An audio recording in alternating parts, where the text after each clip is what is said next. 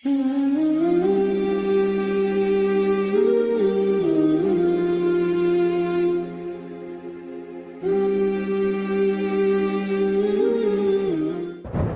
آپ نے کبھی غور کیا کہ جانے انجانے میں بعض لوگ یہ جملہ کہہ جاتے ہیں کہ انسانیت سب سے بڑا مذہب ہے، حالانکہ انسانیت کوئی مذہب نہیں، بلکہ انسانیت تو مذہب اسلام کے سائے میں تکمیل پانے والا ایک ایسا روشن باب ہے کہ جس کی بنیاد پر ہم کہہ سکتے ہیں کہ اسلام ہی انسانیت کا اصل محافظ اور علم بردار ہے۔ آخر کیوں؟ اس لیے کہ اسلام نے وَلَقَدْ كَرَّمْنَا بنی آدم کہہ کر انسان کو عزت اور تکریم دی، ایک ایسے وقت میں جب کہ انسانی جان کے قتل تک کو ایک معمولی سا کام سمجھا جاتا تھا۔ اللہ رب العزت نے ارشاد فرمایا، من قتل نفسا بغیر نفس او فساد فی الارض فکأنما قتل الناس جمیعا ومن احیاها فکأنما احیا الناس جمیعا، کہ جو کوئی شخص کسی انسانی جان کو بغیر کسی جان کے بدلے قتل کرے گا یا زمین میں فساد برپا کرے گا تو اس نے گویا ساری انسانیت کو قتل کر دیا، اور جو کوئی کسی ایک انسانی جان کو بچائے گا اس نے گویا پوری انسانیت کو بچا لیا۔ صرف اتنا ہی نہیں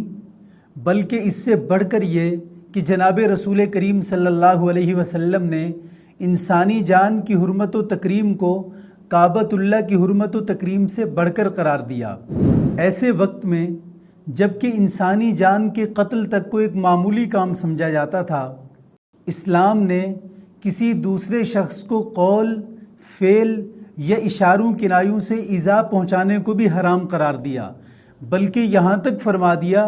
من آذا مسلمن فقد آذانی، کہ جس نے کسی مسلمان کو ایذا پہنچائی اس نے مجھے ایذا پہنچائی۔ اسلام نے خود غرضی، مفاد پرستی، ظلم اور بد اخلاقی کے دور میں ایثار، عدل اور اخلاق کا پیغام دیا، یتیموں، بیواؤں اور کمزوروں کو سہارا دیا،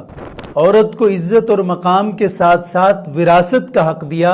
جو کہ دنیا کے کسی اور نظام نے یا کسی اور مذہب نے نہیں دیا تھا، بھوکوں کو کھلانے اور بیماروں کی خبر گیری کرنے کو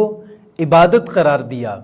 پڑوسی کے ساتھ حسن سلوک کو ایمان کی علامت قرار دیا، اور عظمت و وقار کا یہ حسین پیمانہ مقرر کر دیا کہ خیر الناس من ینفع الناس، کہ لوگوں میں بہترین وہ ہے جو لوگوں کے لیے زیادہ سے زیادہ نفع مند بنے۔ ان ساری خوبصورت اسلامی تعلیمات کی بنیاد پر ہم بلا تردد کہہ سکتے ہیں کہ اسلام ہی انسانیت کا اصل محافظ اور علم بردار ہے، اور اسلام ہی وہ مذہب حق ہے جس نے انسانیت کو یہ عالمگیر پیغام دیا